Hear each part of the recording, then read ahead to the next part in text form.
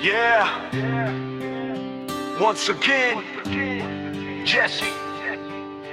JC Entertainment Records. Para sa mga kapatid nating nasa lanta ng lindol sa Mindanao, hindi ito ang katapusan. Ito'y simula ng panibagong pagbangon. Yumanig ang lupa, gumalaw ang kabundukan. Maraming natakot sa lakas ng kalikasan. May mga bahay na bumagsak sa paligid, mga pangarap na tila ba'y napunit. Mga kalsadang dati dinaraanan, ngayon ay bakas ng matinding kalamidad. Mga gusaling nagmistulang alaala, pero di kayang gibain ng ating pag-asa. Luha ng bata, sigaw ng magulang, panalangin sa gabi habang nanginginig ang katawan. Ngunit sa bawat unos na dumaraan, mas tumitibay ang puso ng sambayanan. At kahit gaano kalakas ang pagyanig, di matitinag ang ating pananalig. Magkahawak kamay sa gitna ng dilim, may liwanag na naghihintay sa atin. Pagpapagawa ng Mindanao, kahit pa sa kapaligid ngayon, sama-sama tayong lalaban, di susuko hanggang sa tagumpay. Pagpapagawa ng Mindanao, sa bayanihan at pagmamahalan, walang lindol na makakasira sa tibay ng pusong Pilipino. Nakikita ko ang mga taong nagtutulungan, nag-aabot ng pagkain at ng pag-asa sa bayan.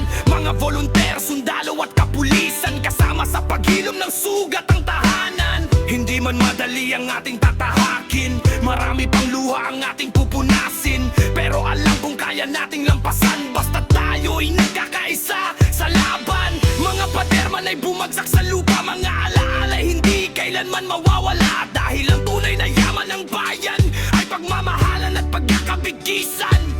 Kapag tila nawawala ang lakas at ang pag-asa ay tila kumukupas, tumingala ka sa kalangitan, may bagong umagang naghihintay sa bayan. Papamango ng Mindanao, kahit sugatan ang bawat bayan, mula sa abo ng kahapon, may bagong pag-asang sisibol. Pago ng Mindanao, mas matatag kaysa noon, kasama ang Diyos at sambayanan, tagumpay ang ating hahawakan.